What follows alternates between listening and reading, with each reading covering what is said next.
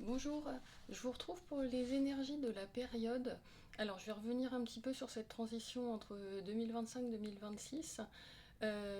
Du coup, on est resté dans la continuité et la complémentarité surtout de ce qui s'était passé sur le dernier semestre, avec beaucoup de projections sur 2026, beaucoup d'élan pour mettre en place des projets, pour réfléchir à nos envies, à ce qu'on souhaitait enfin mener.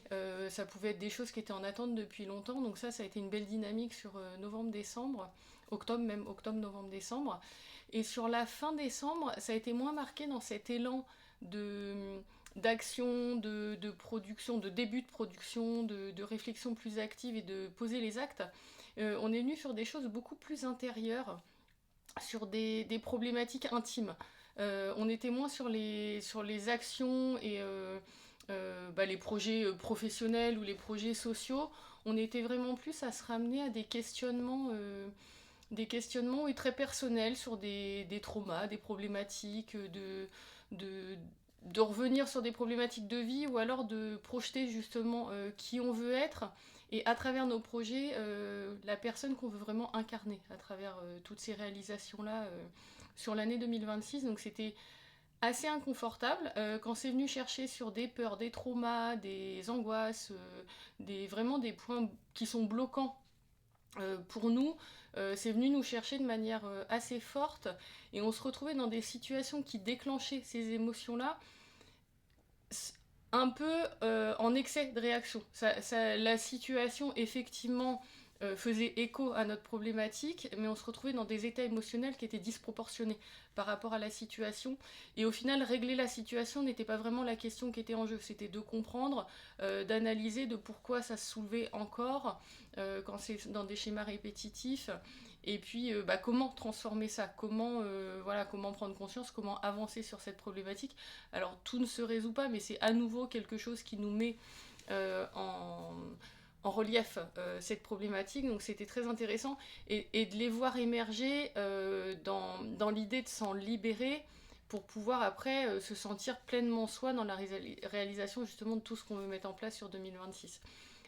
Tous ces sujets-là, ils sont très personnels, hein. Chacun va être concerné de manière très différente, ça touche plein de sujets, ça touche plein de problématiques, il n'y a vraiment rien de figé, il faut voir si ça fait écho en vous ou pas. Et donc la bascule là sur 2026, pour cette première période, là, pour le mois de janvier, il y a un peu les deux plans justement qui viennent se compléter maintenant. Le plan projet, action, réalisation, les premières pierres qu'on avait posées. On a envie de passer à l'action, on a envie d'avancer sur ces problématiques-là.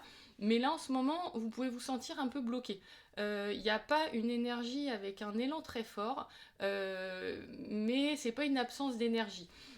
Vous pouvez vous sentir bloqué justement parce qu'il y a une combinaison entre passer à l'action dans vos réalisations, dans vos projets, et toutes les questions intimes qui se sont soulevées et les problématiques, les traumas en fin d'année. Ça vous montre les points bloquants en fait en ce moment. Si vous sentez que vous n'avancez pas, il faut vraiment être là, passer dans le mental en fait, dans l'analyse de pourquoi ça bloque, qu'est-ce qui me dérange, qu'est-ce qui fait obstacle, est-ce que c'est des peurs, euh, est-ce que c'est des blocages? Est-ce que c'est des schémas répétitifs? Est-ce que c'est des croyances limitantes?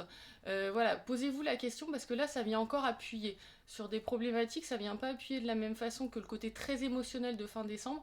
Là, on est plus dans une sensation de blocage, mais qui est très intéressante, qui veut dire quelque chose et qui est pas un blocage parce que c'est pas la bonne direction, parce que l'énergie est fermée, parce qu'il y a une problématique. C'est vraiment pour vous pousser à bien analyser, à fouiller au fond de vous-même en fait, et du coup ça, on ressent dans vos séances cette sensation de blocage pour vous montrer, regarde le chemin déjà parcouru et vois sur quoi tu peux ouvrir.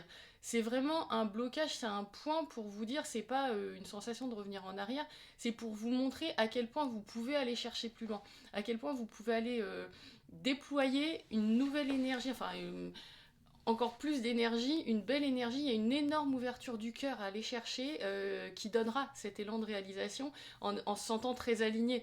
Là, il y a un cap à passer avec cette ouverture du cœur et ce déploiement d'énergie pour aligner justement les projets, les actions, les désirs, se sentir libéré de toutes les problématiques qu'on a pu soulever justement sur la fin d'année et là avec cette sensation de blocage, c'est très révélateur. C'est vraiment pour mettre en lumière, pour soulever des questions, des réflexions. Il y a une grosse part d'introspection.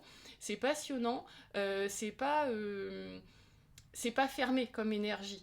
Effectivement, ça pousse pas beaucoup au niveau de l'élan dans l'action, mais ça va venir. Et chacun a son rythme avec justement ce beau questionnement qu'il y a à faire derrière pour au moins soulever les points de blocage, pour les identifier. Et tout va pas se résoudre comme ça on-off.